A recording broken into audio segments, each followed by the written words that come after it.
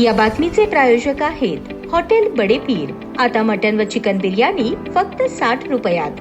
आमचा पत्ता Lakshmi market Vijapur waste आणि दुसरी शाखा मुस्लिम बादशाहपेठ सोलापूर।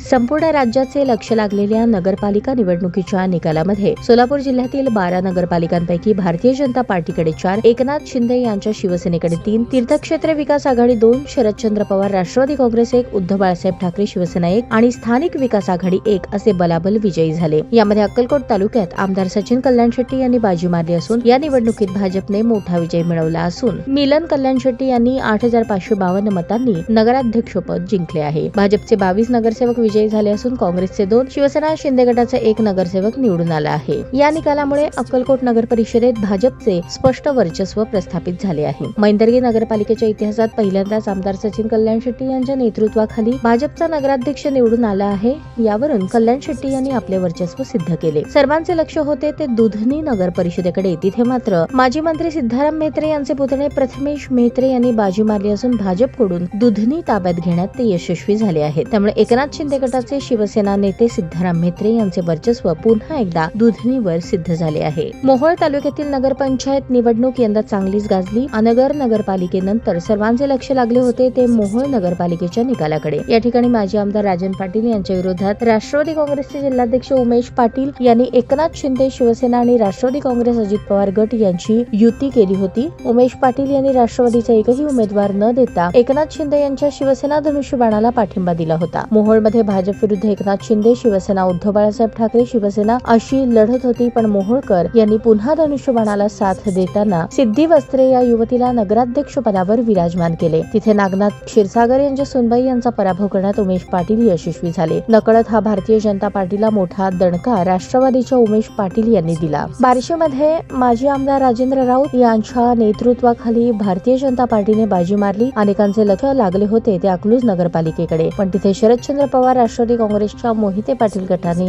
विजय मिळवला। सांगोल्यात शहाजी बापू पाटील यांनी उपमुख्यमंत्री एकनाथ शिंदे गटाचा शिवसेनेचा नगराध्यक्ष केला। पंढरपुरात तीर्थक्षेत्र विकास आघाडीच्या प्रणिता भालके यांनी बाजी मारली, तर मंगळवेढा सुद्धा तीर्थक्षेत्र विकास आघाडीच्या अवताडे या नगराध्यक्ष झाले आहेत। करमाळ्यात स्थानिक विकास आघाडीने विजय संपादन केला। कुर्डवाडीमध्ये माजी आमदार संजय शिंदे यांना धक्का बसला, तिथे उद्धव बाळासाहेब ठाकरे शिवसेनेने विजय मिळवला।